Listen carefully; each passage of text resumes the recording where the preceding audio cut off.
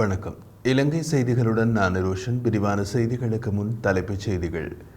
இலங்கையின் அபிவிருத்தி இலக்குகளை அடைவதற்காக இந்தியாவுடன் சிறப்பான பங்காளித்தத்துடன் தொடர்வதற்கு எதிர்பார்ப்பதாக ஜனாதிபதி கருத்து. பிறப்புச் சான்றிதழ் இல்லாதவர்களுக்கும் தேசிய அடையாள அட்டை பெற்றுக் கொள்வதற்கான கால அவகாசம் நீடிப்பு. ஜேவிபி எனும் தேசிய மக்கள் சக்தி அரசியல் கூட்டணி விரைவில் சரிந்துவிடும் என்று அமைச்சர் பிரசன்ன ரணதுங்க தெரிவிப்பு. ஜனாதிபதி ரணிலின் அரசியல் சதுரங்க விளையாட்டில் பல கட்சிகள் திணறி வருவதாக வெளியாகும் அரசியல் மட்ட தகவல்கள். தொடர்வது விரிவான செய்திகள். இலங்கையின் அபிவிருத்தி இலக்குகளை அடைவதற்காக இந்தியாவுடன் சிறப்பான பங்காளித்துவத்துடன் தொடர எதிர்பார்ப்பதாக ஜனாதிபதி ரணில் விக்ரமசிங்க தெரிவித்தார். வலுசக்தி துறை தொடர்பில் இரு நாடுகளுக்கும் இடையிலான பங்காளித்துவத்தை அதிகரிப்பது தொடர்பில் விசேட கவனம் செலுத்தப்பட்டுள்ளதாகவும் ஜனாதிபதி குறிப்பிட்டார். அத்துடன் 30 வருட கால யுத்தத்தால் பாதிக்கப்பட்ட வடக்கு மக்களுக்கு புதிய அபிவிருத்தியை ஏற்படுத்துவதே இதன் நோக்கமாகும் என்றும் ஜனாதிபதி குறிப்பிட்டார். கொழும்பு ஐசிடி ரத்னதீப ஹோட்டலில் கடந்த வியாழக்கிழமை நடைபெற்ற 31வது அகில இந்திய பங்காளித்துவ கூட்டத்தில் உரையாற்றும் போது ஜனாதிபதி இவ்வாறு குறிப்பிட்டார். கொழும்பில் கடந்த 3 நாட்களாக நடைபெற்ற 31வது அகில இந்திய பங்காளித்துவ கூட்டம் 2024 இந்தியாவின் KPMG மற்றும் இலங்கையின் KPMG ஆகிய நிறுவனங்களின் ஒத்துழைப்புடன் ஏற்பாடு செய்யப்பட்டது. இந்திய இலங்கை இருதரப்பு உறவுகளை வலுப்படுத்துவதன் மூலம் சமூக பொருளாதார அபிவிருத்தியை இலக்காக கொண்டு ஒத்துழைப்பு திட்டங்களுக்கு இரு நாடுகளுக்கும் இடையே தற்போதுள்ள அர்ப்பணிப்பை உறுதிப்படுத்தி நடைபெற்ற இந்த கூட்டத்தில் 600க்கும் மேற்பட்ட இந்திய பங்காளிகள் மற்றும் அவர்களது குடும்பத்தினர் கலந்து கொண்டனர். KPMG இந்தியாவின் பிரதம நிறைவேற்று அதிகாரி மற்றும் KPMG இலங்கை முகாமையாளர் ஆகியோர் ஜனாதிபதி ரணில் விக்ரமசிங்கவுக்கு நினைவு பரிசு ஒன்றையும் வழங்கினர். பிறப்புச் சான்றிதழ் இல்லாத காரணத்தினால் தேசிய அடையாள அட்டையை பெற்றுக்கொள்ள முடியாது 40 வயதுக்கும் மேற்பட்டவர்களுக்கு தேசிய அடையாள அட்டையை பெற்றுக்கொள்வதற்கான கால அவகாசம் நீடிக்கப்பட்டுள்ளதாக ஆட்பதிவு திணைக்களம் தெரிவிக்கின்றது. இம்மாதம் 30ஆம் தேதி வரை அதற்கான கால அவகாசம் வழங்கப்பட்டுள்ளதாக ஆணையாளர் நாயகம் பிரதீப் சபுதந்திரி தெரிவித்துள்ளார். இதன்படி இதற்கான விண்ணப்பங்களை சமர்ப்பிக்க கடந்த மார்ச் மாதம் 31ஆம் தேதி வரை கால அவகாசம் வழங்கப்பட்டிருந்ததாகவும் அவர் சுட்டிக்காட்டியிருந்தார். எவ்வாறாயினும் பிரதேச செயலாளர்களின் கோரிக்கைகளை கருத்தில் கொண்டு விண்ணப்பங்களை அனுப்பி வைப்பதற்கு கால அவகாசம் வழங்கப்பட்டுள்ளதாக ஆட்பதிவு திணைக்களத்தின் ஆணையாளர் நாயகம் பிரதீப் சபுதந்திரி மேலும் தெரிவித்தார். ஐக்கிய நாடுகள் பாதுகாப்பு சபையில் நிரந்தர இடத்தை பெறும் இந்தியாவின் முயற்சிக்கு தமது கட்சி ஆதரவளிப்பதாக எதிர்க்கட்சித் தலைவர் சஜித் பிரேமதாச தெரிவித்தார். கடந்த வியாழக்கிழமை அன்று இந்திய வெளியுறவுத்துறை அமைச்சர் ஜெய்சங்கரை சந்தித்த போது இந்த ஆதரவை தாம் வெளியிட்டுள்ளதாக அவர் குறிப்பிட்டார். ஐக்கிய நாடுகளின் பாதுகாப்பு சபையில் நிரந்தர இடம் பெறுவதற்கான முயற்சியில் இந்தியா 1990ஆம் ஆண்டு முதல் ஈடுபட்டு வருகிறது.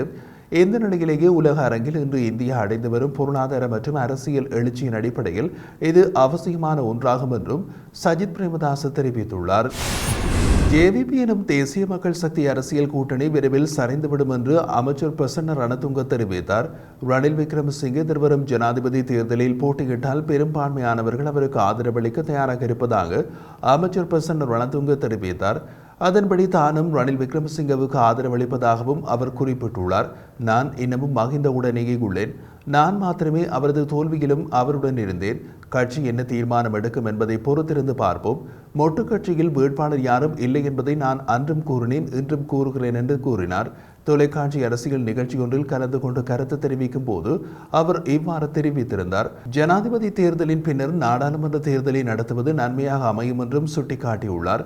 அண்மையில் நாடாளுமன்றத்தில் சரத் பொன்சேகா எதிர்க்கட்சி தலைவர் தொடர்பாக முன்வைத்த விமர்சனங்கள் தொடர்பாக எழுப்பப்பட்ட கேள்விக்கு அவர் அரசாங்கத்தின் நேரத்திலிருந்து பேசினாலும் கூட அவர் தனது தனிப்பட்ட கருத்துக்களையும் முன்வைத்தார் என்றும் பதிலளித்துள்ளார்.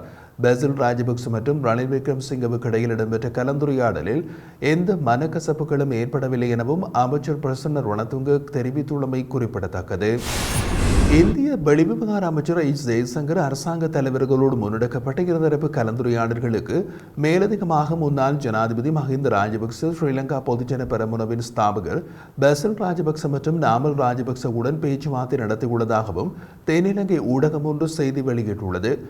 இலங்கையில் தேர்தல் நடைபெறவுள்ள நிலையில் இந்தியா நிதியுதவியில் மேற்கொள்ளப்படும் திட்டங்கள் அனைத்தும் இந்த அரசாங்கத்தாலும் தடம் புரளாமல் இருப்பது முக்கியம் என்று இந்திய வெளிவிவகார அமைச்சர் ஜெய்சங்கர் ராஜபக்ச தரப்பிடம் தெரிவித்துள்ளதாக கூறப்படுகிறது. இந்தியாவிற்கு நிதியளிக்கும் புதுப்பிக்கத்தக்க எரிசக்தி திட்டங்கள் போன்ற இந்திய நிதியுதவியில் மேற்கொள்ளப்படும் திட்டங்கள் எந்த அரசாங்கத்தாலும் தடம் புரளாமல் இருப்பது முக்கியம் என்று இலங்கை விஜயத்தின் போது தெரிவித்ததாக கூறப்படுகிறது. அவரது சந்திப்புகளில் சூரிய சக்தி திட்டங்கள், இந்தியாவுக்கும் இலங்கைக்கும் இடையே முன்மொழியப்பட்ட பெட்ரோலிய குழாய் உள்ளிட்ட புதுப்பிக்கத்தக்க எரிசக்தி திட்டங்கள் தொடர்பாக கலந்துரையாடப்பட்டுள்ளதாகவும் கூறப்படுகின்றது.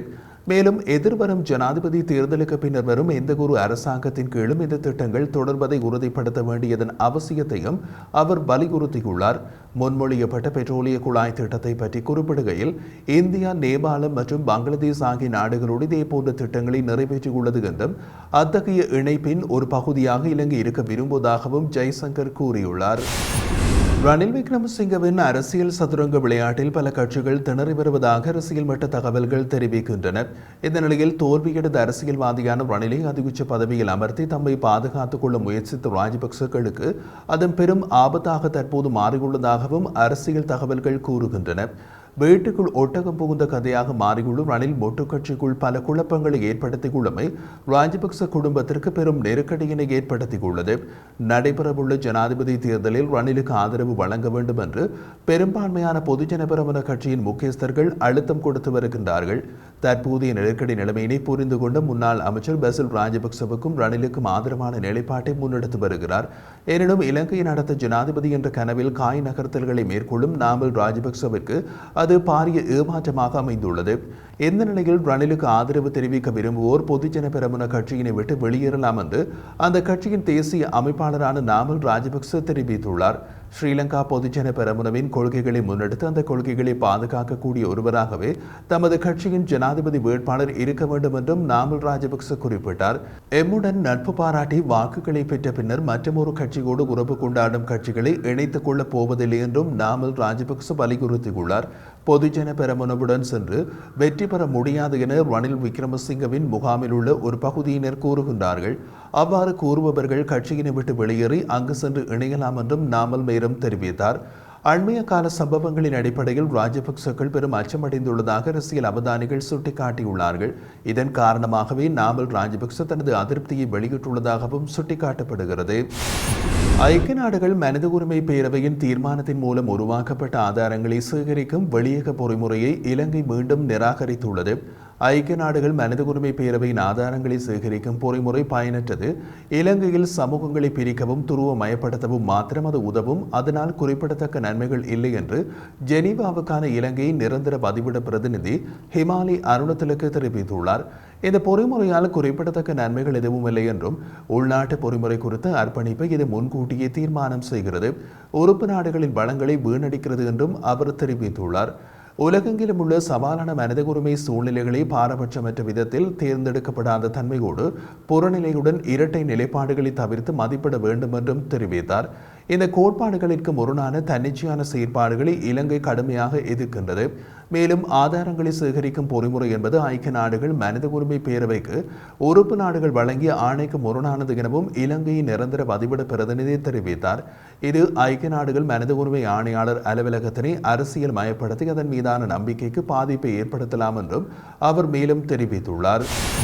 கிழக்கு மாகாணத்திற்கான 2 நாட்கள் விஜயம் ஒன்றை மேற்கொண்டுள்ள ஜனாதிபதி ரணில் விக்ரமசிங்கவின் வருகை தொடர்பாக செய்தி சேகரிக்க சென்று பிராந்திய ஊடகவியலாளர்களுக்கு அனுமதி மறுக்கப்பட்டுள்ளதாக தெரிவிக்கப்படுகிறது. மட்டக்களப்பில் உள்ள பகுதிகளுக்கு இன்றைய தினம் விஜயம் மேற்கொண்டு ஜனாதிபதி பல விடயங்களை ஆராய்ந்து வருகின்ற நிலையில், குறிப்பாக மட்டக்களப்பு மாவட்டத்தில் உயிர்த்த ஞாயிறு குண்டு தாக்குதலில் முற்றாக சேதமாக்கப்பட்டு சியோன் தேவாலயத்தை பார்வையிட்டுள்ளார்.